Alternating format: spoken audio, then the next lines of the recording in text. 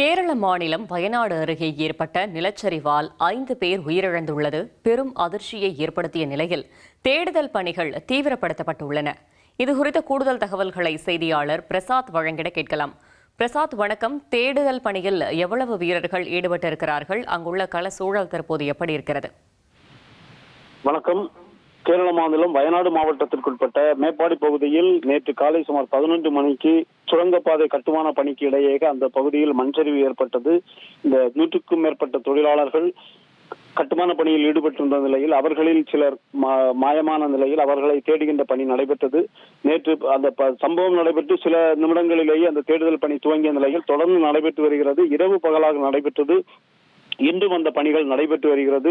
தற்போது அந்த பகுதியினுடைய இதுல 50 மீட்டர் அளவுக்கு 4 மண்டலங்களாக பிரிக்கப்பட்டு மண்ணை அகற்றுகின்ற பணி தனித்தனியாக நடைபெற்று வருகிறது.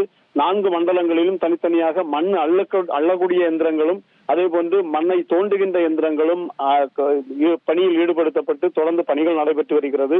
66 பேர் NDRF சேர்ந்த வீரர்கள், அதே போன்று தீயணைப்பு துறையினுடைய பாலக்காடு, திருச்சூர், கோழிக்கோடு, வயநாடு உள்ளிட்ட மாவட்டங்களைச் சேர்ந்த தீயணைப்பு வீரர்களும், அதே போன்று கேரள காவல்துறையினுடைய கண்ணூர் ஆயுதப்படையைச் சேர்ந்த 4 பிரிவு போலீசாரும் அந்த பணியில் ஈடுபடுத்தப்பட்டிருக்கிறார்கள். அது மட்டுமல்லாமல் வனத்துறையைச் சேர்ந்தவர்களும் தன்னார்வ பல்வேறு அமைப்புகளைச் சேர்ந்தவர்கள் அந்த பணியில் ஈடுபட்டு வருகிறார்கள்.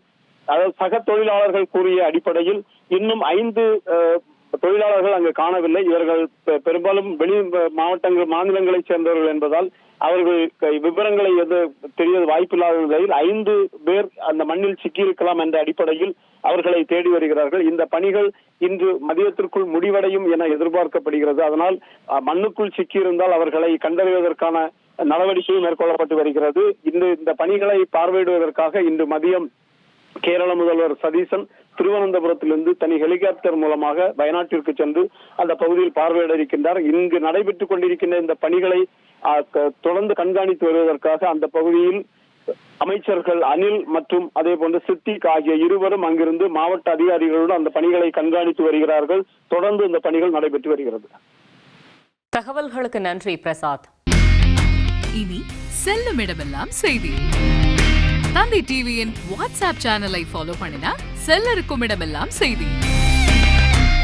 இதோ QR கோட் இப்பவே ஸ்கேன் பண்ணுங்க, ஃபாலோ பண்ணுங்க.